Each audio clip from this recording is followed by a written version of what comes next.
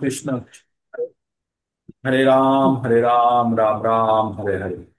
সকল ভক্তবৃন্দকে আমার সশ্রদ্ধ প্রণাম সকালের অনুষ্ঠানে। আর আমরা প্রথমেই ভগবানকে স্মরণ করে নেব। ওম নমো ভগবতে বাসুদেবায়। ওম নমো ভগবতে বাসুদেবায়। ওম নমো ভগবতে বাসুদেবায়। তো আমরা আমরা ভগবত গীতা পঠন করছি। ভগবত গীতা ভগবানের মুখনিসৃত বাণী। আর ভগবত গীতা মানেই ভগবানের মুখনিসৃত বাণী, মানেই হচ্ছে ভগবান আর ভগবানের মুখনিসৃত বাণীর মধ্যে কোনো পার্থক্য নেই। তাই ভগবত গীতাকে আমরা ভগবানের থেকে সামান্যতম কম আদর করব না। যখনই আমাদের কাছে ভগবত গীতা থাকবে, আমাদেরকে এটা জানতে হবে যে এটা স্বয়ং ভগবান গ্রন্থরূপে আমাদের সামনে উপস্থিত আছে। এটা আমাদের পরম সৌভাগ্য যে আমরা যখন তখন আমরা ভগবানের আশ্রয় নিতে পারি। তাই ভগবত গীতা থেকে আমরা কি জানতে পারি? ভগবত গীতা হচ্ছে ভগবানের মুখনিসৃত বাণী। অর্জুনকে কুরুক্ষেত্রের যুদ্ধক্ষেত্রে ভগবান এই জ্ঞান দিয়েছিলেন। এই জ্ঞানে ভগবান অর্জুনকে বিভিন্ন পদ্ধতির কথা বলেছেন, যার দ্বারা মনুষ্য আপনার জীবনের পরম পরমার্থ অর্জন করতে পারে।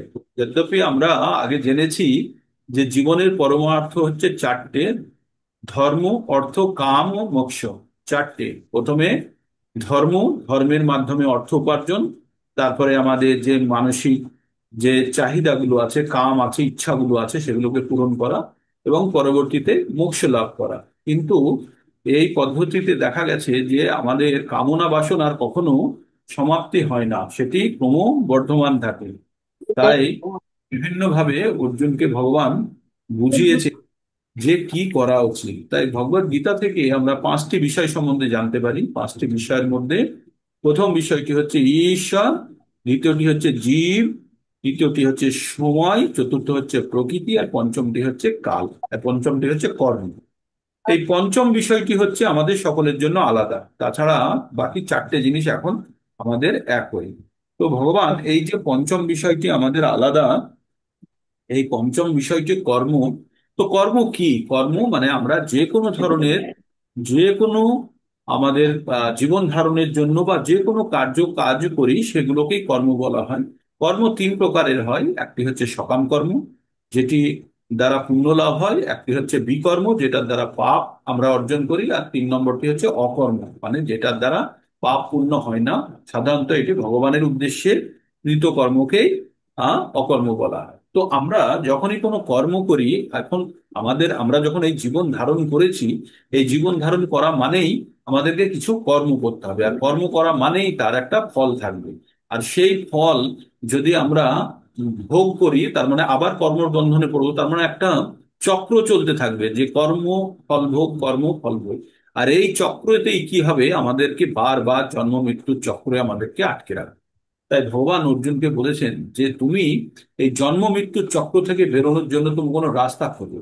কারণ এটা জীবের ধর্ম নয়। জীবের ধর্ম হচ্ছে ভগবানের নিত্য দাস। তাই ভগবানের কাছে তার চরম আশ্রয় পাওয়াটাই জীবের পরম আহ উদ্দেশ্য হওয়া উচিত। তাই পরম উদ্দেশ্যকে সাধিত করার জন্য কি কি করা উচিত, তাই ভগবান বলেছেন। আমরা যে সমস্ত কর্ম এখন করি, সেই সমস্ত কর্মগুলো তৎক্ষণাৎ কিছু ফল দেয়, আর কিছু পরবর্তীতে ফল দেয়। পরবর্তী মানে এটাও হতে পারে পরবর্তী জীবনেও হতে পারে। তাই আমরা বর্তমানে ক্লাস 7-এ পড়া অবস্থায় আমরা যেমন ভাবে পড়াশোনা করব, তেমনই ফল আমাদের ক্লাস 8-এর রেজাল্টে হবে। এটা আমাদের মনে রাখতে হবে। আমরা যে ক্লাসে পড়ছি আর বর্তমানে যে রোল নাম্বার, সেটি কোনো অবস্থাতেই পরিবর্তন হবে না যতক্ষণ না পর্যন্ত নতুন পরীক্ষা হচ্ছে। তাই আমরা যে যে শরীর ধারণ করে বর্তমানে বসে আছি, এটি আমাদের পূর্বজন্মের কৃতকর্মের ফল। পূর্বজন্মের কৃতকর্মের ফল হিসাবে আমরা এই জীবনটা বর্তমানে ধারণ করে আছি। তাই এই জীবনের জন্য, এই কষ্টের জন্য, এই সুখের জন্য না কারোর প্রতি আমাদের ঈর্ষা হওয়া উচিত, না কাউকে দোষ দেওয়া উচিত। কারণ আমরা এই জীবনটা চেয়ে নিয়েছি বা পেয়েছি। এই জীবনটা কেন পেয়েছি? আমাদের আগের জন্মের, আমাদের যে আগের বার যখন আমরা দেহত্যাগ করেছিলাম, মৃত্যুবরণ করেছিলাম, তখন আমাদের মানসিক বা আমাদের যে চিন্তায় আমরা মগ্ন ছিলাম, সেই চিন্তা অনুসারে এই শরীরটি প্রাপ্ত করেছে। তার মানে আমাদের মধ্যে কেউ শেষবার ভগবানকে স্মরণ করিনি মৃত্যুর সময়। যদি আমরা ভগবানকে স্মরণ করে থাকতাম তাহলে 8-এর 5 ফর্মুলা আমাদের জন্য কাজ করতো এবং আমরা তাহলে ভগবানের আশ্রয় পেয়ে যেতাম। কিন্তু আমরা 8-এর 6 কে ফলো করেছি। কি ছিল 8-এর 6?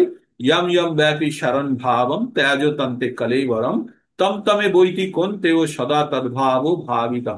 সব সময় আমরা যেটা ভাবতে থাকি সেটাই আমাদের মৃত্যুর সময় স্মরণে এসেছে, আর সেটি মৃত্যুর সময় স্মরণে আসার কারণে আমরা এই জীবন প্রাপ্ত করেছি। কিন্তু যদি আমরা 8-এর 5-কে ফলো করতাম, অন্ত কালে চ মামেব শরণ মুক্তা কলেবরম যো প্রয়াতি সমদ্ভাব ইয়াতি নাস্তত্র সংশয়। ভগবান বলছেন যে মৃত্যুর সময় যদি কেউ ভগবানকে স্মরণ করে দেহ ত্যাগ করে তাহলে তাকে আর কখনো জন্ম মৃত্যুর চক্রে ফাঁসতে হবে না, সে ভগবানের কাছে আশ্রয় পেয়ে যাবে, ভগবানের ভাব পেয়ে যাবে, তাতে কোনো সন্দেহ নেই।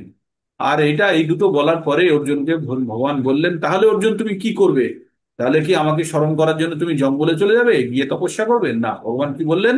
তসমাদ সর্বেষু কালেষু মাম মনুষ্যরম যুদ্ধ চ। হে অর্জুন, তুমি সব সময়, অতএব তুমি সব সময় আমাকে স্মরণ করো, করে তোমার স্বভাব নিহিত করতে পারো।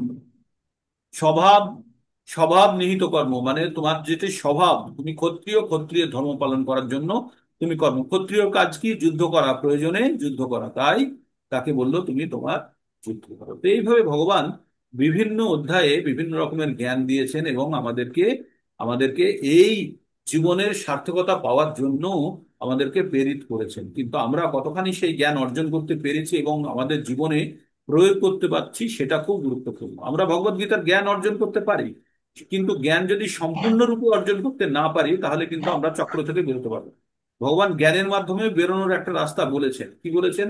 জন্ম কর্ম চমে দিব্যম এবং যো ব্যক্তি তত্ত্বত, ব্যক্তি মানে জানা, তত্ত্বত তত্ত্বাদেহং পুনর্জন্ম নৈতি মামেতি সহার্জুন 4-9। ভগবান বলেছেন যে আমার জন্ম মানে ভগবানের যে জন্ম এবং কর্ম সম্বন্ধে যে তত্ত্বগত ভাবে জেনে গেছে তাকে দেহত্যাগ করার পরে পুনরায় জন্মগ্রহণ করতে হয় না। তাই আমরা বিভিন্ন ধরনের চ্যানেল খুলে রেখেছি। কোনটা? আমাদেরকে এই চক্র থেকে বেরোতে গেলে আমাদের কি কি, আমরা কাউন্সিলরকে ধরেছি, আমরা এমএলএ কে ধরেছি, আমরা এমপি কে ধরেছি, তাই না? তো তেমনি আমরা কি করেছি, আমরা ভগবানের তত্ত্ব জ্ঞান অর্জনের জন্য চেষ্টা করছি। 2 নম্বর চেষ্টা করছি কি, অন্তকালে ভগবানকে স্মরণ করার জন্য, যাতে সব সময় আমরা ভগবানকে স্মরণ করতে পারি। আর 3 নম্বর, এই ভগবানের জ্ঞান যৌ ইদম পরমম গুহ্যম মদ্ভক্তেষু অভিধাস্যতি ভক্তিময়ী পরম কীর্তা মামেব এষস্য সংশয়। যেই পরম জ্ঞান, ভগবানের জ্ঞান কাকে পৌঁছে দেয়? তার ভক্তদের মধ্যে পৌঁছে দেয়, তার থেকে প্রিয় কেউ নেই। আর সে যে ভগবানের কাছে আসবে তাতে কোনো সন্দেহ নেই। তাই আপনারা সবাই উৎসুক হয়ে এই ভগবানের বাণী পৌঁছে দেওয়ার জন্য আপনারা কঠোর পরিশ্রম করেন। একে একে যে শুনতে চায় না তাকেও জোর করে আপনারা শোনান, শুনিয়ে উদ্বুদ্ধ করেন এবং অনেকেই পরবর্তীতে ভক্তে পরিণত হয়ে যায়। তো আপনাদের এই প্রচেষ্টা কখনো ব্যর্থ যাবে না, ভগবান অবশ্যই এটা লক্ষ্য করছেন। ভগবত গীতা আমরা প্রথমে পঠন করার সময় আমরা এটা এই শর্তে পঠন করছি যে ভগবত গীতা ভগবানের মুখনিসৃত বাণী, ভগবান পরম পুরুষোত্তম, ভগবান ঈশ্বর পরম কৃষ্ণ সচ্চিদানন্দ বিগ্রহ অনাদির আদি গোবিন্দ সর্বকারণ কারণম, এটা জেনে আমরা ভগবত গীতা পড়ছি। তার মানে ভগবত গীতাতে লেখা প্রত্যেকটা বাণী পরম সত্য। আর এই বাণীগুলো পরম সত্য যখন আমরা জানবো এবং এই বাণী অনুযায়ী যদি আমরা কর্ম করি তাহলে আমরা যেটা লেখা আছে তার ফল সেটা কিন্তু আমরা অবশ্যই প্রাপ্ত করব, তাতে কোনো সন্দেহ নেই। ভগবান এক জায়গাতে এইরকম গ্যারান্টি দিয়ে বলছে, মনমনা ভাব মদ্ভক্ত মদ্দাজিমাম নমস্কুরো মামেব এসো শি সত্যম তে পতি জানে প্রিয় সীমে। হে অর্জুন, তুমি আমার অত্যন্ত প্রিয়, তাই তোমার কাছে আমি প্রতিজ্ঞা করছি। মানে প্রতিজ্ঞা, ভগবানকে গ্যারান্টি দিতে হচ্ছে। আমি প্রতিজ্ঞা করে বলছি, কি বলছি? যে আমার ভক্ত হবে, যে আমার উপাসনা করবে, যে আমার পুজো করবে, যে আমার নমস্কার করবে, সে যে আমার কাছে আসবে তাতে কোনো সন্দেহ নেই। এর থেকে আর কি গ্যারান্টি চান? আর কি গ্যারান্টি চান? আমরা নিজেদের নিজেরাই যে গ্যারান্টি দিই আমাদেরকে আজকে এই করবো সেই করবো, আমরা নিজেরাই রাখতে পারি না। আর ভগবান যিনি সর্বোচ্চ ব্যক্তি আমাদের ধরাধামে, যত মানে ধর বিশ্ব সংসারে কি তারও বাইরে সব মিলিয়ে ভগবান হচ্ছে সর্বোচ্চ সর্বোচ্চ ব্যক্তি। তিনি কি বলেছেন? ভগবান বলেছেন সাতের সাতের সাথে বলেছেন, মত্ত পরতরম নান্যৎ কিঞ্চিত ধনঞ্জয় মই সর্বমিদম প্রক্তম সূত্রে মণি গণাইব। ভগবান বলেছেন যে আমার থেকে সামান্যতমও বেশি কেউ নেই। তার মানে ভগবান পরম পুরুষোত্তম, ভগবান জানতে আমাদের কোনো অসুবিধা নেই, আর আমাদেরকে এটা গ্রহণ করতেই হবে। তারপরে ভগবত গীতার জ্ঞান আমরা অর্জন করার চেষ্টা করবো। তো তাই ভগবান বিভিন্ন ভাবে আমাদেরকে বারবার একই কথা বলছে, হে পুত্রগণ, তোমরা পুত্র কন্যাগণ, তোমরা ফেরত চলে এসো। তোমরা যেখানে গিয়ে আছো সেই জায়গাটা স্থায়ী জায়গা নয়, ওটা দুঃখালয়, অশাশ্বতম। অবম্ভ ভুবনল্লোকা পুনরাবর্তিনে অর্জুনা মাম উপেত্তুত কন্তেও পুনর্জন্ম না বিদ্যতে। ভগবান বললেন, এই ভূলোক থেকে ব্রহ্মলোক পর্যন্ত যেখানেই তুমি থাকো পুনরায় তোমাকে জন্মগ্রহণ করতে হবে। আর এখানে থেকে কাজ নেই, তুমি আমার কাছে চলে এসো। মাম উপেত্তু পুনর্জন্ম দুঃখালয়াম অশাশ্বতম নাপনুবন্তি মহাত্মান স্বয়ং সিদ্ধিম পরণাম গতা। ভগবান বললেন, তুমি আমাকে যে পেয়ে গেছে তাকে আর এই দুঃখালয়াম অশাশ্বতমে আর জন্মগ্রহণ করতে হবে না। সে পরম প্রাপ্তি লাভ করবে, পরম সিদ্ধি লাভ করে আমার কাছে চলে আসবে। তো ভগবান প্রত্যেকটা জায়গাতে এত আকর্ষণীয়, এত সুন্দর অফার দিয়েছে, আমরা যদি না নিতে পারি তাহলে আমরা হচ্ছে চরম বোকা। তাই এই ভগবদ গীতার জ্ঞান যারা অর্জন করার জন্য এখানে যারা আমরা সব সময় উৎসুক থাকি, আমরা সকালের জন্য অপেক্ষা করি কখন আমরা ভগবদ গীতা পঠন করব, তাদের মুক্তি নিশ্চিত। আপনারা একদম গ্যারান্টি নিয়ে নিন, কোনো চিন্তা নেই। আপনারা শুধু ফলো করতে হবে 4টে নিয়ম। আর মালা জপ যেন বন্ধ না হয়, নিরন্তর মালা জপ, মিনিমাম 16, আর 4টে নিয়ম। এই ফর্মুলার মধ্যে যারা আছে, মানে আপনি ট্রেনের টিকিট পেয়ে গেছেন, সিটে বসেছেন, ট্রেনের মধ্যে ঘোরাফেরা করেন কিন্তু ট্রেনের গেটের বাইরে যাবেন না, অটোমেটিক্যালি আপনি ডেস্টিনেশনে পৌঁছে যাবেন। তো এটাই আমরা করছি।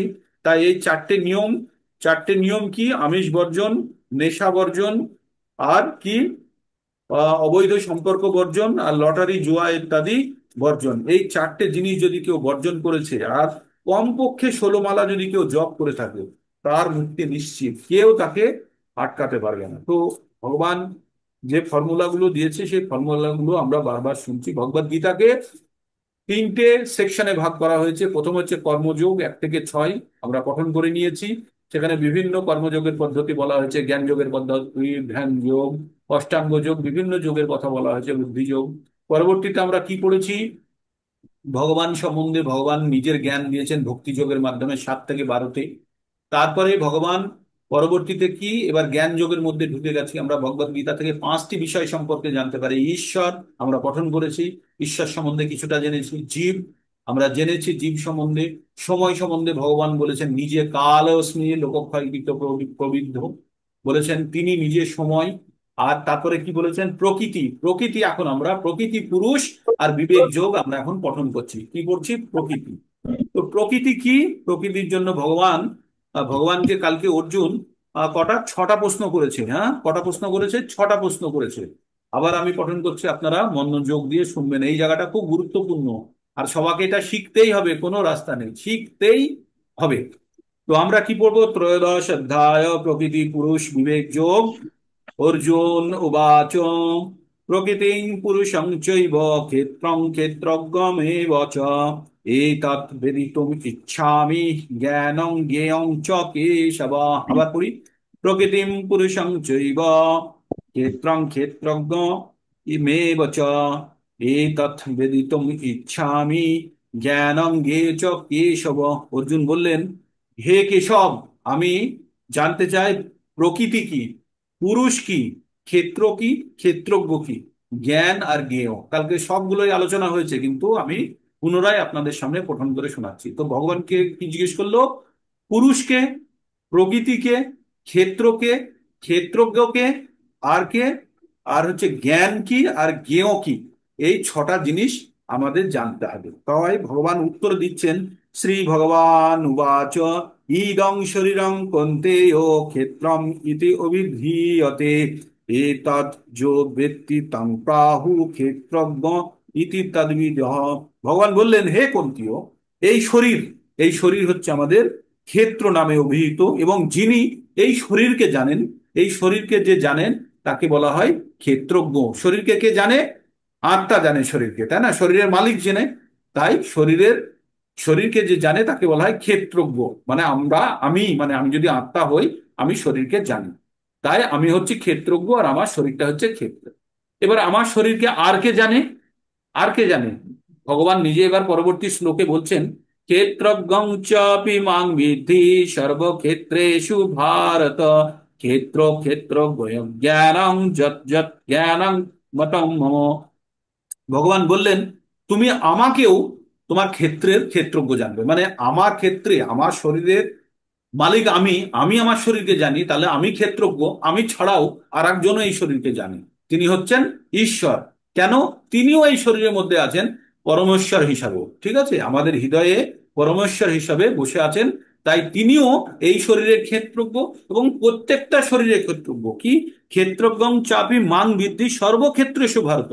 যত ক্ষেত্র আছে, যতগুলো জীবন্ত প্রাণী আছে, তাদের প্রত্যেকের মধ্যে ভগবান বসে আছে, এবং প্রত্যেকের ক্ষেত্রটাই ভগবান জানেন। তাই ক্ষেত্রজ্ঞ, ক্ষেত্রজ্ঞ জ্ঞানং যজ্জত জ্ঞানং মতম মম। আর তিনি কি বললেন?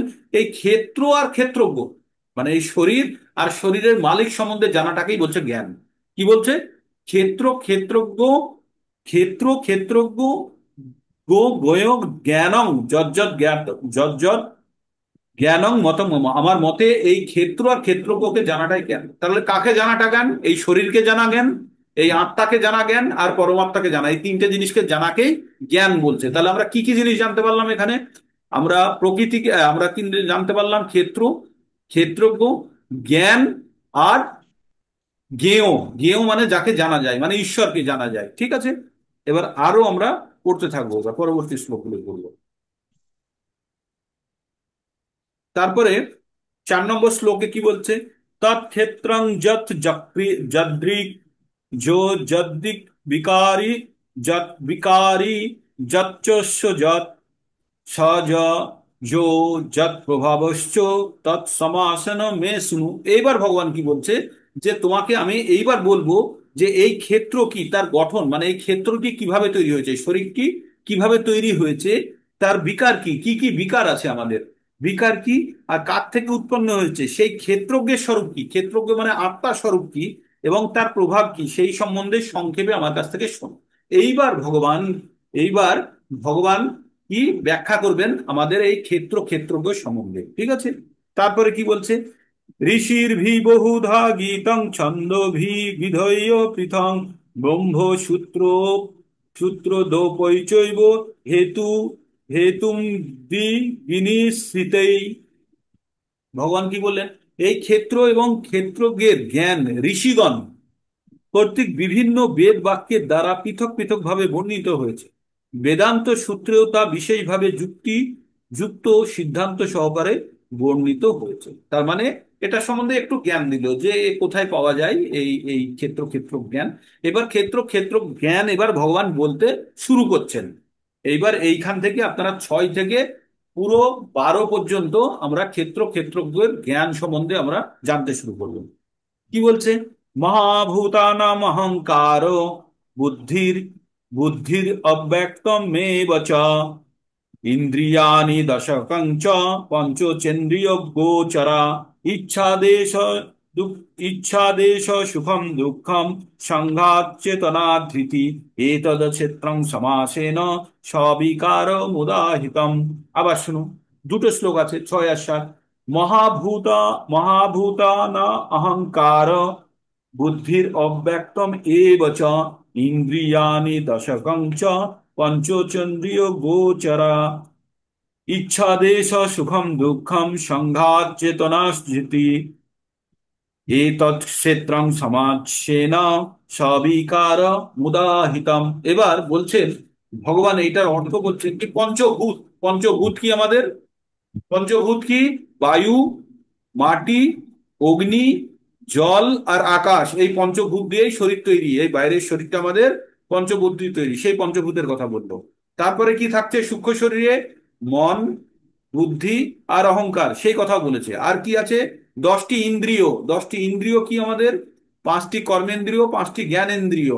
তাহলে কতগুলো হলো? 5টি কর্মেন্দ্রিয়, 5টি জ্ঞানেন্দ্রিয়, 10টি, একটি মন, 11টি, অহংকার, বুদ্ধি আর অব্যক্ত, সেটা হচ্ছে 3টে। তাহলে 11টা 3-এ 14টা, পঞ্চভূত 5টা, 14টা আর 5টা 19টা।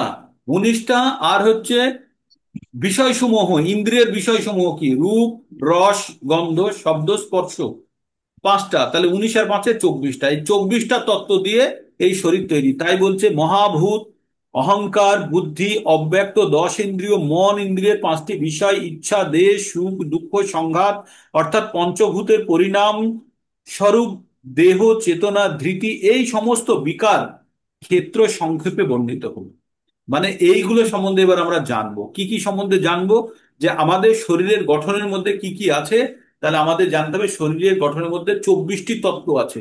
আর একটি, এগুলোকে বলা হয় পরা অপরা অপরা শক্তি দ্বারা তৈরি। ভগবানের আমরা পড়েছি না, এতজ্জননী ভূতানি সর্বাণি তু উপধারায় অহম ঈশ্বর জগত প্রভাব প্রলয়স্তথা, ওই পড়লাম না 7 নম্বর অধ্যায় 6 নম্বর শ্লোকে।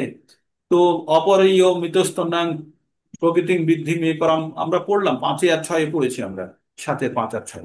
তো ভগবানের পরা প্রকৃতি হচ্ছে আত্মা, আর ভগবানের অপরা প্রকৃতি হচ্ছে এই জড় প্রকৃতি। এই জড় প্রকৃতির থেকেই আমাদের যে যত জড় প্রকৃতি আর পরা আর অপরা মিলেই কিন্তু জীবের উৎপত্তি। তাই এখন আমরা যেগুলো পড়বো সেখানে জড়া প্রকৃতিও পড়বো, আমরা পড়বো এখানে পরমাত্মা আত্মার সম্বন্ধেও মিশিয়ে যেটি তৈরি হয়েছে তাই আমরা পড়বো। তাহলে কি কি আমাদের বললো? মহাপঞ্চভূত। পঞ্চভূত মানে আবার বলি, মাটি, অগ্নি, জল, বায়ু আর আকাশ, চক্ষু, কর্ণ, নাসিকা, জিহ্বা, ত্বক, হাত, পা, মুখ, উদর, উপস্থ, মন, বুদ্ধি, অহংকার, রূপ, রস, গন্ধ, শব্দ, স্পর্শ আর প্রধান। এই হলো 24টা। এই 24টা তত্ত্ব আমাদের আমরা জানবো। ঠিক আছে? তো এইগুলোর থেকে আবার বিকার তৈরি হয়। কি কি বিকার? ইচ্ছা, দেশ, সুখ দুঃখ, সংঘাত, এগুলো আর বিকার। ওই যে আমরা বললাম সবিকার ও মুদাহিতম, আমরা জানবো বিকারগুলো কি। আমাদের শরীরের বিকারগুলো কি? ইচ্ছা, ও আমাদের মন থেকে শরীরের দ্বারা ইচ্ছা তৈরি হয়। দেশ, কার প্রতি ঘৃণা ভালোবাসা তৈরি হয়।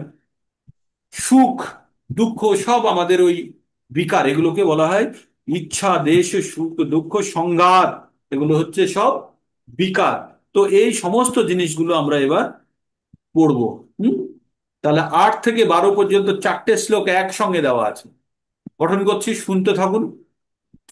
এবার মানুষের মধ্যে কি কি জিনিসগুলো থাকা উচিত একজন ভালো জ্ঞানী মানুষের জন্য, বিভিন্ন ধরনের গুণের কথা বলা হচ্ছে। কি বলছে? অমানিত্যম, পড়ার চেষ্টা করবেন আপনারা। অমানিত্যম, অদাম ভিত্তম, অহিংসা, খান্তির, আর্জবম, মানে এগুলো সব ব্রাহ্মণের কোয়ালিটি। অমানিত্যম, অদাম ভিত্তম, অহিংসা, খান্তির, আর্জবম, প্রত্যেকটা হচ্ছে ব্রাহ্মণের কোয়ালিটি। কি? অমানিত্যম মানে ও বেশি মান বহন করছে না, মানের দম্ভ নেই। অহিংসা, হিংসা করে না। আর খান্তি মানে হচ্ছে, খান্তির আর্জবম মানে হচ্ছে যে সরল সাদাসিধে, ভিতরেও যা বাইরেটাও তাই। আর আর্যবম মানে সাদা সিধে। তারপরে কি? আচার্য উপাসনাং, ও ভগবানের উপাসনা করে। তারপরে কি করেন? শৌচং, পবিত্র থাকে, অন্তরে বাইরে পবিত্র থাকে। স্থৈর্যম, আত্মবিনিগৃহ, নিজেকে সংযত করে। তো এটাকে আমরা এইভাবে পড়ি, অমানিত্যম, অদাম ভিত্তম, অহিংসা, খান্তির, আর্জবম, আচার্য উপশনং, শৌচং, স্থৈর্য, আত্মবিনিগ্রহ, ইন্দ্রস্থেষু বৈরাগ্যমান, অহংকার এব চ, জন্ম মৃত্যু জরা ব্যাধি দুঃখ দোষানুদর্শনম, अनाशिक्त अन आशक्ति रणभीर संग, पुत्रादार गृहादशु, नित्यं च समचित्तं च इष्ट अनिष्ट उपपत्तेषु, मयि च अनन्य योगेन भक्तिर अव्यभिचारिणी, विविक्त देश सेवित्तम् अरतिर्जन संसदि, अज्ञान आध्यात्म ज्ञान नित्यत्तं तत्व ज्ञानार्थ दर्शनम्, एतज्जो জ্ঞানী ইতি প্রোক্ত, অজ্ঞানং যথ অন্যথা। মানে এইগুলো যতগুলো বললাম এগুলো সব জ্ঞান। তাহলে জ্ঞান অর্জন করার জন্য কি কি জ্ঞানগুলো? কি কি? অমানিত্যম, অদা অদা, এগুলো হচ্ছে জ্ঞান। এইগুলো সম্বন্ধে জানাটাই হচ্ছে জ্ঞান। কি কি সম্বন্ধে জানা? অমানিত্যম, মান না চাওয়া। অদাম্ভিত্যম, দম্ভহীনতা। অহিংসা। তারপরে হচ্ছে খান্তির, আর যেমন সরলতা। আচার্য উপাসনা মানে ভগবানের বা গুরু সেবা করা। শৌচং মানে পবিত্রতা। তারপরে হচ্ছে স্থৈর্যম, আত্মবিনিগ্রহ, নিজেকে সংযত করা। ইন্দ্রিয়েষু বৈরাগ্যমান, তারপর মানে হচ্ছে যে ভৌতিক জগতের প্রতি বৈরাগ্য। তারপরে অহংকারও এবচ, কোনো অহংকার থাকবে না। জন্ম মৃত্যু জরা ব্যাধি, এইগুলোর মধ্যে দোষ খুঁজে পাওয়া। কিসের মধ্যে? এই জন্ম মৃত্যু জরা ব্যাধি কোনো ভালো জিনিস নয়, এগুলো হচ্ছে আমাদের ঠেলায় পড়ে আমাদের গ্রহণ করতে হয়েছে, তাই না? আমরা গ্রহণ করে ফেলেছি, আমাদের কাছে আর কোনো রক্ষে নেই। আমরা এই গেট দিয়ে যখন ঢুকে পড়েছি, আমাদের কখনো না কখনো বেরোতেই হবে। তাই এগুলোর মধ্যে থেকে যাতে পুনরায় না আসতে হয়, সেই জন্য কি করতে হবে সেই কথা বলছে। তাহলে এটার মানেটা কি লেখা আছে একবার পড়ি। অমানিত্যম, দম্ভশূন্যতা, অহিংসা, সহিষ্ণুতা, সরলতা, সদ্গুরু সেবা, শৌচ, স্থৈর্য, আত্মসংযম, ইন্দ্রিয় বিষয়ে বৈরাগ্য, অহংকার শূন্যতা, জন্ম মৃত্যু জরা ব্যাধি দুঃখাদিতে দোষ দর্শন, আসক্তি শূন্যতা, স্ত্রী পুত্র গৃহাদিতে অভিনিবেশ রহিত। এইটা খুব কঠিন কথা বলে দিয়েছে, এইটা সহ্য করা কঠিন, এটাকে একটু দূরেই রাখুন আপাতত। ঠিক আছে। তারপরে সুখ দুঃখে সমচিত্ত, মানে সুখ আর দুঃখে কোন রকম মানসিক পরিবর্তন হয় না। আমার প্রতি অনন্য অব্যভিচারিণী ভক্তি, ভগবানের প্রতি অব্যভিচারিণী। ব্যভিচারিণী কাদেরকে বলে? যাদের অত্যধিক স্ত্রী পুরুষে আসক্তি থাকে তাদের বলে ভগবান বলছে অব্যভিচারিণী, মানে আর কারো প্রতি কোনো ধরনের আসক্তি থাকা চলবে না, শুধু ভগবানের প্রতি আসক্তি থাকবে। তাই বলছে ভগবান বলছে আমার প্রতি অনন্য, না অন্য ও অব্যভিচারিণী ভক্তি, নির্জন স্থানে প্রিয়তা। যারা ভক্তি করে তাদের ওই হই হট্টগোল লোকজনের মধ্যে ভালো লাগে না, নির্জন জাতি খোঁজে। জনাকীর্ণ স্থানে অরুচি, লোকজনের মধ্যে ভালো লাগে না। আধ্যাত্ম জ্ঞানে নিত্য বুদ্ধি এবং তত্ত্বজ্ঞানের প্রয়োজনীয় অনুসন্ধান, সব সময় ভগবান সম্বন্ধে জানার ইচ্ছা এবং ভগবান সম্বন্ধে খোঁজ করা, এই সমস্তকে জ্ঞান বলে কথিত হয়। এর বিপরীতে যা কিছু আছে সব অজ্ঞান। এবার ফিজিক্স, কেমিস্ট্রি, বায়োলজি, জিওগ্রাফি, ওগুলো কোথাও আছে এর মধ্যে? এর মধ্যে নেই। তো ভগবানের অর্থে বলছে যে ওগুলো তুই যদি জানতে হয় জানগে, কিন্তু ওগুলো জ্ঞানের মধ্যে পড়ে না। জ্ঞান হচ্ছে এইগুলো কি কি? অমানিত্যম সম্বন্ধে জানতে হবে, অদাম্ভিত্যম, অমানিত্যম, দম্ভশূন্যতা, অহিংসা, সহিষ্ণুতা, সরলতা, সদ্গুরু সেবা, শৌচ, স্থৈর্য, আত্মসংযম, ইন্দ্রিয় বিষয়ে বৈরাগ্য, অহংকার শূন্যতা, জন্ম মৃত্যু জরা ব্যাধিতে দোষ দর্শন করা, আসক্তি শূন্যতা, স্ত্রী পুত্র গৃহাদিতে অনভি অনভিবেশ রহিত, সুখ দুঃখে সমচিত্তত্ব, আমার প্রতি ভগবানের প্রতি অনন্য এবং অব্যভিচারিণী ভক্তি, নির্জন স্থান প্রিয়তা, জনকীর্ণ স্থানে অরুচি, আধ্যাত্ম জ্ঞানে নিত্য বুদ্ধি এবং তত্ত্ব জ্ঞানের প্রয়োজনীয় অনুসন্ধান, এই সমস্ত জ্ঞান বলে কথিত হয়। এর বিপরীতে যা কিছু আছে সব অজ্ঞান। তাহলে আমরা যখন এই সব বিষয়গুলো সম্বন্ধে জানবো, তখন আমরা জ্ঞান অর্জন করছি। আর বাকি জিনিস সম্বন্ধে যখন জানবো, তখন কিন্তু আমরা কোনো কিছুই জ্ঞান অর্জন করছি না। তাই এই জ্ঞান যোগে যখন প্রবেশ করেছি, ভগবান তাই বলছেন কোন কোন জিনিসগুলো জানলে আমাদের মধ্যে জ্ঞানের উদ্ভব হবে। তাহলে আমাদের জ্ঞান অর্জনের জন্য আমাদের এই জায়গাটা পড়তে হবে। এই জায়গাটা খুবই গুরুত্বপূর্ণ, 4 পাতার একটা তাৎপর্য দেওয়া আছে। আমি পঠন করছি, আপনারা শুনতে থাকুন, ঠিক আছে? খুবই গুরুত্বপূর্ণ।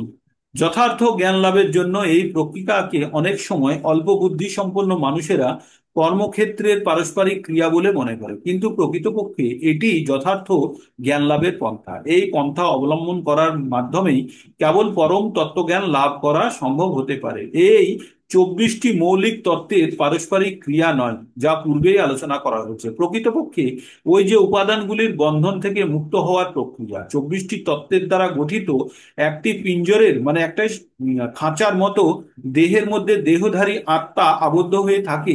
এখানে বর্ণিত জ্ঞান অর্জনই পন্থায় এই থেকে মুক্ত হওয়ার একমাত্র উপায়। কি বলছে? এই 24টা লোহার রড দিয়ে এই একটা খাঁচা তৈরি হয়েছে, তার মধ্যে আটকা আত্মা আটকে আছে, ঠিক? তো এই আত্মাকে মুক্ত করতে গেলে এই খাঁচাকে ভাঙতে হবে। এবার খাঁচাকে ভাঙতে গেলে আমাকে জানতে হবে তো কিসের খাঁচা, তাই না? তো সেই জন্য এই 24টা তত্ত্ব সম্বন্ধে জেনে যে খাঁচাটা দুর্বল হবে, যে রডটা, সেই রডটাকে ফাঁক করে আত্মাটাকে বার করে নিতে হবে। তাই ভগবান এখানে বলছে, এবং এখানে বর্ণিত জ্ঞান অর্জনের পন্থায়, এখানে জ্ঞান অর্জন করতে পারলে কিন্তু খাঁচাটা ভাঙা যাবে, মুক্ত হওয়ার একমাত্র উপায়। জ্ঞান লাভের মাধ্যমে যে সমস্ত পন্থা এখানে বর্ণনা করা হয়েছে, তার মধ্যে সব থেকে গুরুত্বপূর্ণ অংশটি হলো একাদশ অধ্যায়ের প্রথম ছত্রে বর্ণিত হয়েছে মই চ অনন্য যোগেনা ভক্তির অব্যভিচারিণী। কি বলছে ভগবান এইখানে?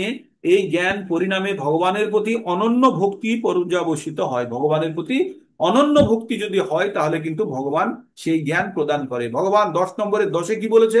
তেষাং সতত যুক্ত নাম ভজতাং প্রীতি পূর্বকম দদামি বুদ্ধি যোগম তাম জ্ঞান মায়ু পায়ন্তিতে। তো ভগবানের কাছে যেতে গেলে তো এই খাঁচা ভেঙে যেতে হবে। সেই জন্য ভগবান বুদ্ধি দেয়। কি বুদ্ধি দেয়? যে বুদ্ধির দ্বারা আমরা বলবান হয়ে আমরা এই যে 24টি তত্ত্বের খাঁচাকে ভেঙে আমরা মুক্ত হতে পারি। হুম।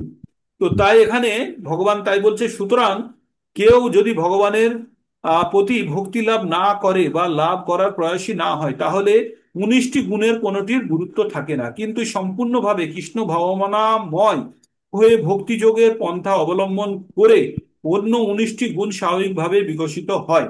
ভগবত শ্রীমদ্ ভগবতে বলা হয়েছে, যশস্তি ভক্তি ভগবত কিঞ্চি না সর্বগুণেই গুণেই নয় তত্ত্বতর সমাসতে সুরা। যিনি ভগবত সেবার পর্যায়ে উপনীত হয়েছেন তার মধ্যে জ্ঞানের সকল প্রকার সদ্গুণই বিকশিত হয়। বলছে ভগবানের যদি সেবা করতে কেউ শুরু করে এই গুণগুলি ধীরে ধীরে অটোমেটিক্যালি মানুষের মধ্যে তৈরি হতে শুরু করবে। সদ্গুরুর আনুগত্য স্বীকার করে তার সেবা করার নির্দেশ 8ম শ্লোকে দেওয়া আছে, সেটি অপরিহার্য। সেখানে কি বলা হয়েছে? এমনকি যারা ভক্তিযোগে ভগবানের সেবা করছেন তাদের পক্ষেও এটি সবথেকে গুরুত্বপূর্ণ। সদ্গুরুর আনুগত্য স্বীকার করার মাধ্যমে পারমার্থিক জীবনের শুরু হয়। ভগবানের পরমেশ্বর ভগবান শ্রীকৃষ্ণ স্পষ্টভাবে বলেছেন যে জ্ঞানের এই পন্থাই যথার্থ পন্থা। এছাড়া যদি অন্য কোনো পন্থার কল্পনা করা হয় তাহলে তা হবে মূর্খতা ছাড়া আর কিছুই নয়। ঠিক আছে। তো এই জ্ঞানের উল্লেখ এখানে করা হয়েছে, তার বিষয়গুলি বিশ্লেষণ করা যেতে পারে। অর্থ অপরের অমানিত্যের অর্থ অপরের কাছ থেকে সম্মান লাভের আকাঙ্ক্ষা থেকে আত্মতৃপ্তির জন্য উদ্বিগ্ন না হওয়া, মানে অন্যের থেকে মান পাওয়া, সম্মান পাওয়া ইচ্ছাটা যেন না থাকে। এই ইচ্ছাকেই বলে হচ্ছে অমানিত্য, মানে না পাওয়ার ইচ্ছা। আমার আমার কারোর থেকে কোনো মান সম্মানের আমি অপেক্ষা করি না, সেটা হচ্ছে অমানিত্য। তারপরে কি বলছে? বৈষয়িক জীবনে আমরা অপরের কাছ থেকে মান সম্মান পাওয়ার জন্য খুব আগ্রহী হই, কিন্তু যিনি পূর্ণ জ্ঞান লাভ করেছেন তিনি উপলব্ধি করতে পেরেছেন তার জড় দেহটি স্বরূপ নয়। তার কাছে জড় দেহগত সম্মান অসম্মান উভয়ই নিরর্থক। আমরা যখনই জেনে যাব এই শরীরটা আমার খাঁচা মাত্র, এর ভিতরে যে প্রকৃতপক্ষে আছে সে হচ্ছে আত্মা, আর সব আত্মাই সমান, তাহলে আমাকে কারোর থেকে বড় ছোট ভাবার কিছু নেই। আমাদের সম্মান, আমরা কখনো মান সম্মান পেতে চাই যখন আমরা সামনের জনকে ভাবি ওর থেকে আমি উঁচু, আমি ওর থেকে বড়, আমি ওর থেকে লম্বা, আমি ওর থেকে ফর্সা, আমি ওর থেকে বেটে, আমি ওর থেকে কালো। যে কিছু জিনিস আমি যখন অন্যের থেকে বেশি কম বেশি ভাববো তখনই মান সম্মান পাওয়ার আমরা আশা করি। তো যখন আমরা এই জড় জগতের জড় শরীরের বাইরে ভেবে থেকে আমরা যখন আমাদেরকে নিজেকে আত্মা বলে ভাববো, তো আত্মা সকলেই সমান। জল যদি কোনো জায়গাতে থাকে, জল তো সব জায়গাতেই সমুচ্চশীলতা ধর্ম মেনে সব জায়গাতেই সমান। তাহলে আত্মাও সবে একই, তো আত্মার মধ্যে তাহলে আমি কার থেকে মান সম্মান চাইবো? এই জ্ঞান যার হয়ে গেছে সে আর কারোর কাছ থেকে মান চাইতে চাইবে না। যে জানবে যে এই শরীরটা আমার একটা খাঁচা মাত্র, একটা বাহন, আর অ্যাকচুয়াল আমার পরিচয় হচ্ছে আমি আত্মা। তারপরে ভগবান কি বলছে? বলছে জড়জগতে এই মোহের প্রতি লালায়িত হওয়া উচিত নয়। মানুষ তার ধর্মের মাধ্যমে খ্যাতি অর্জন করতে অত্যন্ত আগ্রহী এবং পরিণামে অনেক সময় দেখা যায় ধর্মের উদ্দেশ্য সম্বন্ধে অবগত না হয়ে এমন কোনো দলভুক্ত হয়ে পড়ে যারা যথাযথভাবে ধর্মের নীতিগুলো অনুসরণ করে না। তারপরে নিজেকে ধর্মের কর্ণধার বলে প্রচার করে থাকে। পারমার্থিক জ্ঞান তত্ত্বজ্ঞান লাভে কে কতটা উন্নতি সাধন করেছে তা সমস্ত বিষয়গুলি বিচার করা যায়। অহিংসা কথাটির অর্থ হচ্ছে হত্যা না করা। অহিংসা কথার অর্থ হচ্ছে হত্যা না করা বা কাউকে কষ্ট না দেওয়া। কিন্তু প্রকৃতপক্ষে অহংকার অর্থ হচ্ছে অপরকে ক্লেশ না দেওয়া। অজ্ঞানতার প্রভাবে মানুষ জড়জাগতিক জীবনে আবদ্ধ হয়ে পড়েছে, তাই তারা নিরন্তর দুঃখ সুখ ভোগ করছে। কিন্তু মানুষ যদি পারমার্থিক জ্ঞানের স্তরে উন্নতি না হয় তাহলে হিংসার আচরণ তা হলো হিংসার আচরণ। সাধারণ মানুষকে যথাসাধ্য তত্ত্বজ্ঞান দান করতে হবে যার ফলে তার দিব্য জ্ঞান লাভ হবে, এই জড় জগতের বন্ধন থেকে মুক্তি হতে পারে, সেটি অহিংসা। এইবার অহিংসা মানে, এবার আপনারা সবাই ফেঁসে গেলেন মানে দুটো কথা আছে, একটা হচ্ছে কৃপণ আর একটা বলেছি ব্রাহ্মণ। যারা কৃপণ তারা কি করে? যারা প্রয়োজনে তাদের টাকা খরচা করে না তাদেরকে কৃপণ বলে। আর যারা ব্রাহ্মণ তারা হচ্ছে প্রয়োজনে খরচা করে, টাকা না বুদ্ধি। ঠিক আছে। তো তারা প্রয়োজনে বুদ্ধি খরচা করে, তাকে বলা হয় ব্রাহ্মণ। যার ব্রহ্মজ্ঞান আছে সে কি করে? তার প্রয়োজনীয় জিনিসটা সে তার মানে তার কাছে যে জ্ঞান আছে, যে শক্তি আছে, সেইটা ব্যবহার দিয়ে সে কেনার চেষ্টা করে, ঠিক, বা সেটা পাইয়ে দেয়। এবারে হিংসার তিনটে অর্থ আছে, হিংসার তিনটে অর্থ আছে। হিংসা কাকে বলে? কাউকে হত্যা করা বা হত্যা করতে উদ্যত হওয়াকে হিংসা বলে।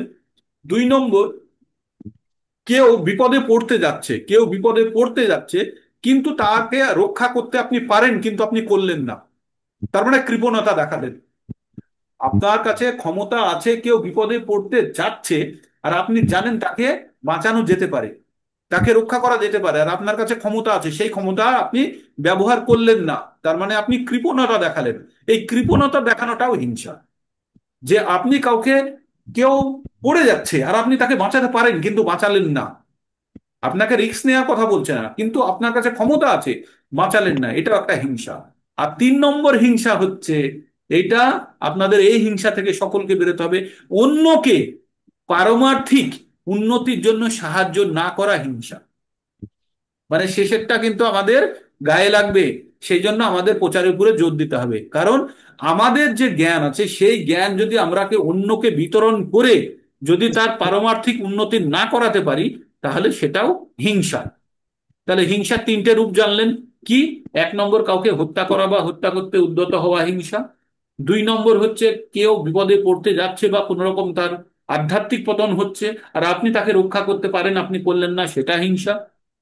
আর 3 নম্বর হচ্ছে যে আপনার কাছে জ্ঞান আছে, সেই জ্ঞানের দ্বারা আপনি অন্যকে পারমার্থিক উন্নতি সাধনে আপনি সাহায্য করলেন না, নিজের কাছে লুকিয়ে রাখলেন সেই জ্ঞান, যে আমি নিজে উদ্ধার হয়ে যাব, আপনি অন্যকে সাহায্য করলেন না, এটাও হিংসা। তাহলে এই 3 ধরনের হিংসার বাইরে আমাদেরকে বেরোতে হবে। মাথায় থাকে যেন, আমি কিন্তু জিজ্ঞেস করবো এই হিংসাগুলো কি কি। তাই তো? তো এইভাবে ভগবান বলছেন যে পারমার্থিক জীবনে উন্নতি লাভের জন্য শৌচতা অত্যন্ত প্রয়োজন, শৌচতা, পবিত্রতা খুব প্রয়োজন। পবিত্রতা আমাদের কখন নষ্ট হয়? যখন আমরা পরপুরুষ বা পরস্ত্রী গমন করি, আর কি করি, যখন আমরা স্নান করি না, নোংরা হয়ে থাকি, এটাই। তাহলে আমাদের 2 ধরনের পবিত্রতা হতে হবে, একটা হচ্ছে বাহ্যিক পবিত্রতা, যেটা আমরা হচ্ছে গঙ্গা স্নান করলে হয়। আর অন্তরের পবিত্রতা কখন হয়? যখন ভগবদ গীতার জ্ঞান, ভগবদ গীতা শ্রবণ করি, তখন আমাদের অন্তরের পরিশুদ্ধি ঘটে।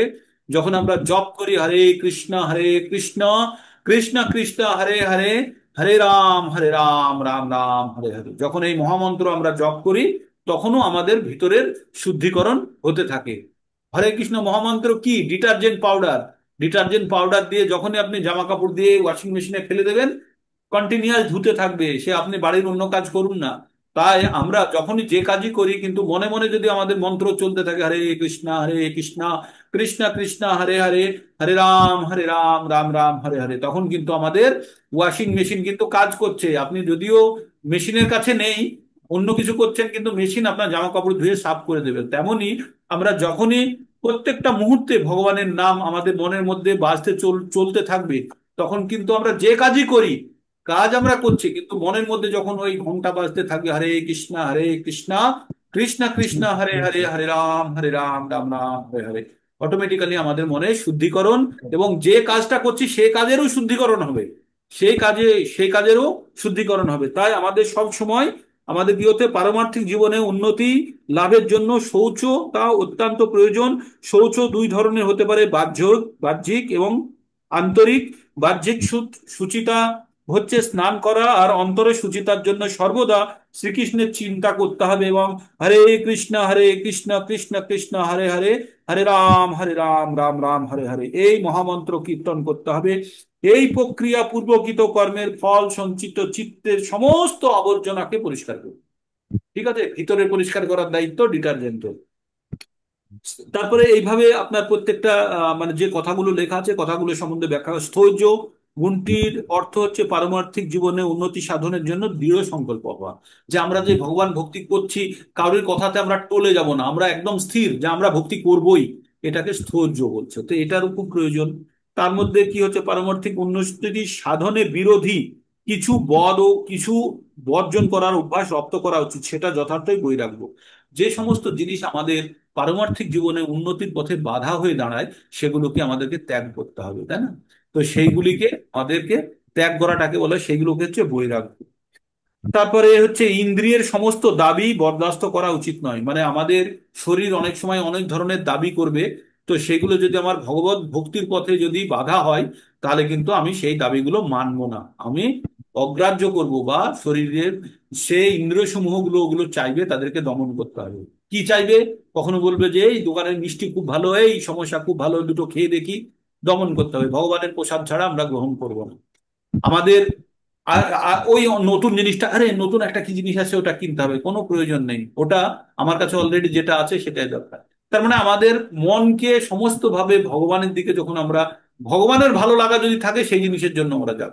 ভগবানের ভালো লাগার বাইরে কোনো জিনিসের জন্য আমরা, আমাদের নিজেদের খুশির জন্য আমরা যাব না, সেটাকেই বলছে বৈরাগ্য।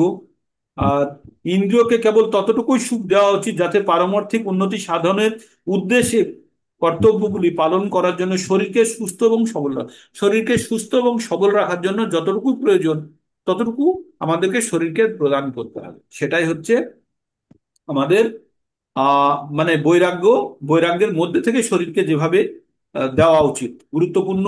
দুর্দমনীয় ইচ্ছা হচ্ছে জিহ্বা, আমাদের সব থেকে কঠিন জায়গা হচ্ছে জিহ্বা। এই জিহ্বাকে যদি কন্ট্রোল করতে পারেন, সারা শরীর কিন্তু কন্ট্রোল হয়ে যাবে। এই খাদ্য থেকে আমাদের গুণ শুরু হয়ে যায়। কোন গুণ শুরু হয়ে যায়? খাদ্য থেকে আমাদের রজগুণ, আর রজগুণ মানে এই সব কিছু পাওয়ার ইচ্ছা, কামনা বাসনা একদম চরম পর্যায়ে পৌঁছে যাবে।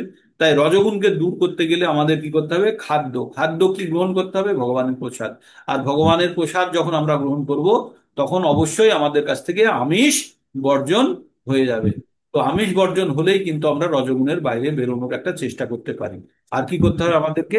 সাধু সঙ্গ করতে হবে। তো এই আমাদের এই পর্যন্ত, আজকে 12 পর্যন্তই থাকবে। তারপরে 13 থেকে আবার 18 পর্যন্ত আবার নিয়ে যাব। 4 দিনে 5 দিন করে লাগছে একটা ই করতে, এক সপ্তাহেই হোক, নাহলে একসঙ্গে অনেকগুলো জিনিস। এইখানে একটু বেশি জ্ঞানের কথা আছে না? এই জ্ঞানের চ্যাপ্টারে অত্যধিক জ্ঞানের কথা আছে না? হুম। তো ভালো লাগছে তো নাকি আপনাদের? বুঝতে পারছেন তো? ভগবদ গীতা একটু কঠিন মনে হচ্ছে, যে একটু কেমন কঠিন কঠিন হয়ে যাচ্ছে। হবে, প্রথমবার একটু কঠিন তো লাগবেই, তাই না? নাহলে তো সবাই পড়ে ফেলতো। ক্লাসে যে ফার্স্ট বয় হয়, সে সকলের থেকে বেশি জানে তো, জানে তো। আর সেই জন্য তাকে পরিশ্রম করতে হয়, তাকে কঠিন পরিশ্রম করেন। তেমনি আমাদের মধ্যে যারা, আমরা যারা ভগবদ গীতা পঠন করছি, তাদের মধ্যে অন্যদের থেকে তো আপনারা বেশি, তাই না? আপনারা অন্যদের থেকে তো বেশি জ্ঞান অর্জন করছেন। তো একটু তো কষ্ট করতে হবে, তাই তো? তো কিন্তু তার পরবর্তী ফল তো আপনারাই ভোগ করবেন, অন্য কেউ তো ভোগ করতে আসবে না। যে ছেলেটি সারা রাত জেগে জেগে পড়ে, তার পরীক্ষার ফল তো অবশ্যই ভালো হয়। তো যারা সকাল 4টে থেকে উঠে ভগবানের নাম জপ করছে, ভগবানের কথা শুনছে, ভগবানের কথা বলছে, তাদের ভালো হবে না? অবশ্যই হবে। যারা ভগবানের নিয়ম পালন করছে তাদের তো ভালো হবেই। এটা তো একদম ফর্মুলা। তো এর বাইরে কোনো কিছু নেই। ঠিক? তো আপনারা ক্যামেরা অন করুন, দেখি কারা কারা আছেন। সংখ্যা একাদশীর দিন থেকে কিন্তু, একাদশীর দিন থেকে আমাদের নতুন 18 দিনের আবার শুরু হচ্ছে। যারা গতবার কমপ্লিট করতে পারেননি বিভিন্ন কারণে, সময় সুযোগ, তাদেরকে, যারা যারা আপনাদের জানাশোনা আছে প্রত্যেককে বলে দেবেন যে তারা যেন অ্যাটেন্ড করে। এই জ্ঞান, এই জ্ঞান বারবার বা সুযোগ সুবিধা সবসময় হবে না। আমাদের জ্ঞানেশ্বর যজ্ঞেশ্বর প্রভু এখনো জয়েন করতেই পারছে না, তার ইচ্ছা আছে কিন্তু তার শরীর সাথ দিচ্ছে না। তাই আমরা এটা গ্যারান্টিড নিলে হবে না যে শরীর ঠিক আছে আমরা আজ না হলে কাল শুনে নেব। কেউ জানি না আমাদের কখন শরীরের অবস্থা কি হবে, তাই না? স্ন্যাপ নিয়ে নিলাম। তো সেই জন্য আমাদের আর পরবর্তী সময়ের জন্য পেন্ডিং না রেখে আমাদের কি করতে হবে? এখনকার কাজ আমাদেরকে এখনই মিটিয়ে নিতে হবে, তাই না? যে আমরা পরের জন্য আটকে রাখবো না, যে পরে সুযোগ পেলে আমরা ভগবানের নাম গুণ জ্ঞান করে নেব না, এখনই করে নিতে হবে। ঠিক? তো কারো যদি কিছু বলার থাকে হ্যান্ড রেজ করে বলতে পারেন, ফিডব্যাক দিতে পারেন। আর নাহলে আজকে আমরা এখানে প্রোগ্রাম শেষ করব। হরে কারো কৃষ্ণ কিছু প্রভু। বলার? বলুন, মাতাজি বলুন। প্রণাম দণ্ডবোধ। বলছিলাম ওই সন্ধ্যের টাইমটা যদি 7টার থেকে না হয়ে 5:30টার থেকে বা 5টার থেকে হয় তবে হয় না? 5টার থেকে সবাই তো অফিস আদালত হেনা তেনা সকলের কাজকর্ম আছে, মাথাতে রেকর্ডিং থাকবে। যারা একদমই ম্যানেজ করতে পারবেন না, তারা নিয়ম করে রেকর্ডিং শুনতে হবে তাদেরকে। শুনে তার পরের দিনের জন্য আবার প্রস্তুত হতে হবে। কারণ ওটা করতে গেলে সকলকে পাওয়া, যারা অফিস কাজকর্ম বাইরে যারা থাকে তাদেরকে 5টা থেকে পাওয়া একটু কষ্ট হয়ে যাবে মাথায়। ঠিক আছে। আচ্ছা, হরে ইভেন আমার কৃষ্ণ। ক্ষেত্রেও কষ্ট হয়ে যাবে। আমার হলে তো ভালো হতো, তার কারণ আমাকে আমার আর একটা সময়ের সঙ্গে ক্ল্যাশ করছে। একটা আমার 7:30 থেকে যেটা চলে সেটাকে আমি 8টায় করবো, আর এটাকে 7টা থেকে করবো। তো যারা পারবেন না তারা রেকর্ডিংটা নেবেন, আর কি করবেন। হুম। ঠিক আছে, প্রণাম এটাই। দাদা। আর যত যত জনকে পারবেন এটা বলুন, অহিংসা মনে আছে তো, অহিংসা, অন্যকে পারমার্থিক জীবনে উন্নতি সাধনের জন্য চেষ্টা করাটা একটা অহিংসার অংশ। তাই আপনাদের পারমার্থিক উন্নতি করার জন্য আপনাদের অহিংসক হতে হবে, কোনো ধরনের যেন মনের মধ্যে হিংসা না থাকে। আমি শিখবো অন্যকে শেখাবো না তা না, আপনাদের কি করতে হবে, আমিও শিখবো তুমিও শেখো, তোমার কমিশন আমি পাবো, এই ভেবে নেবেন আপনারা। ঠিক আছে? তো অন্যকে সাহায্য করুন। আপনারা অনেকে অনেক নাম দিয়েছেন মনমোহন প্রভুকে, সবাই মনমোহন প্রভুর কাছে পাঠান। আমরা একাদশীর দিন, একাদশী 3-4 দিনের মধ্যেই তো একাদশী আছে বুঝি নাকি, না পরশু সোমবার। দিনের পর সোমবার। শুরু হয়ে যাবে। তো যারা যারা জয়েন করতে চান সন্ধ্যাবেলায় আপনারাও জয়েন করতে পারবেন, কিন্তু জয়েন যারা করবেন নিয়মিত করতে হবে তাদেরকে, নিয়মিত। এমন না যে একটা শুনলাম আর দুটো শুনলাম, না না, একদম প্ল্যান করে নিতে হবে যে আমরা সবগুলো শুনবো তবে। কারণ এটা কোনো ভাঙা নয় যে সিনেমার একটু অংশ দেখে নিলাম বাকিটা দেখবো না, এই জায়গাটা আপনাদেরকে কিন্তু মানে শক্ত হতে হবে যে ইয়েস, কোর্সটা করছে মানে পুরো কমপ্লিট। অ্যান্টিবায়োটিক 3 দিন খেয়ে আর 2 দিন না খেলে কিন্তু কাজ করবে না। তাই একদম সম্পূর্ণ কোর্স কমপ্লিট করতে হবে, ঠিক? হরে কৃষ্ণ কৃষ্ণ কৃষ্ণ কৃষ্ণ হরে হরে, হরে রাম।